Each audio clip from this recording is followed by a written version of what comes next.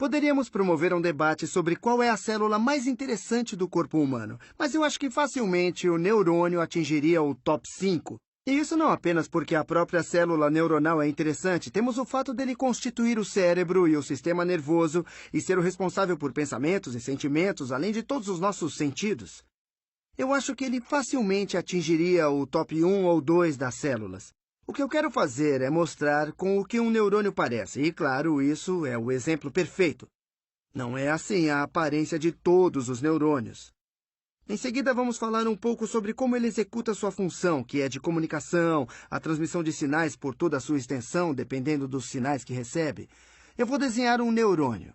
Deixa eu pegar uma cor melhor aqui. Acho que aqui dá.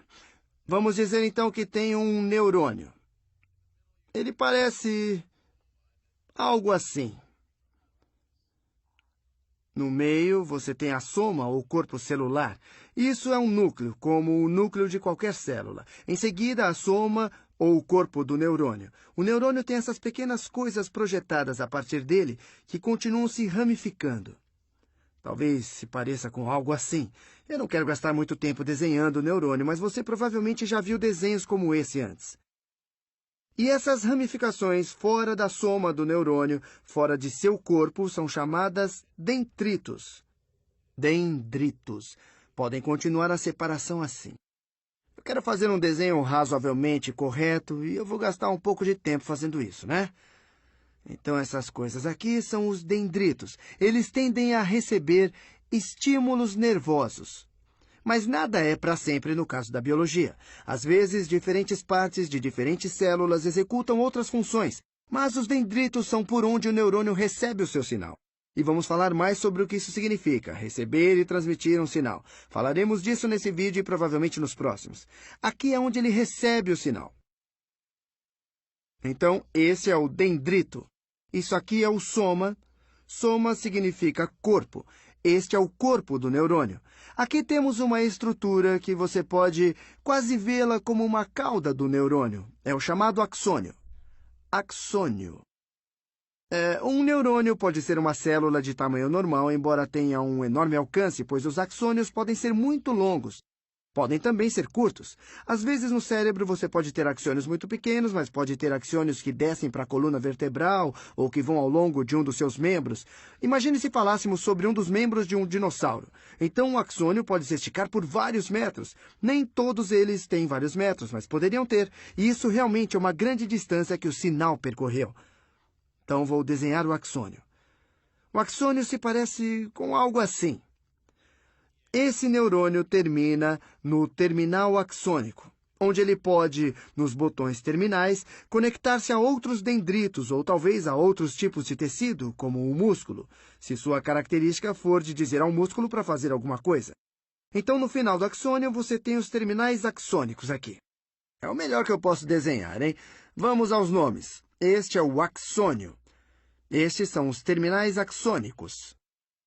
E às vezes você ouvirá a palavra colina. É o ponto onde o soma ou o corpo do neurônio conecta-se ao axônio, e é muitas vezes referido como colina do neurônio, e você pode visualizá-lo como uma massa disforme. Ele começa a formar o axônio. Em seguida, vamos falar sobre como os impulsos se propagam. Em grande parte, o que permite os impulsos se propagarem eficientemente são estas células isolantes em torno do axônio. Vamos falar sobre isso em detalhes e como essas células realmente trabalham. Mas é bom apenas ver as estruturas anatômicas primeiro. Estas são chamadas células de Schwann.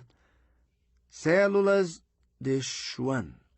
As que estão cobrindo os axônios. Elas constituem a bainha de mielina.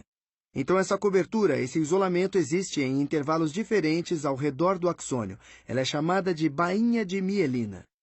As células de Schwann constituem a bainha de mielina. Mielina. Em seguida, estes pequenos espaços entre a bainha de mielina são os... Só para sabermos toda a terminologia anatômica do neurônio, são chamados de nódulos de Ranvier. Nódulos de Ranvier. Eu acho que eles foram chamados assim depois do Revier. Talvez ele fosse o cara que olhou e viu que havia estas pequenas fendas aqui onde não há bainha de mielina. A ideia geral, como eu já disse, é que você recebe um sinal aqui. Vamos falar mais sobre o que o sinal significa. E após receber esse sinal, na verdade os sinais podem ser somados e assim você pode ter um pequeno sinal aqui, outro sinal aqui e então talvez você irá ter um sinal maior lá e os efeitos combinados destes sinais ficam resumidos e eles se propagam para a colina e se eles estão longos o bastante vão desencadear um potencial de ação no axônio, que irá causar a propagação do sinal até o equilíbrio do axônio. E então aqui ele pode ser conectado por meio de sinapses para outros dendritos ou músculos.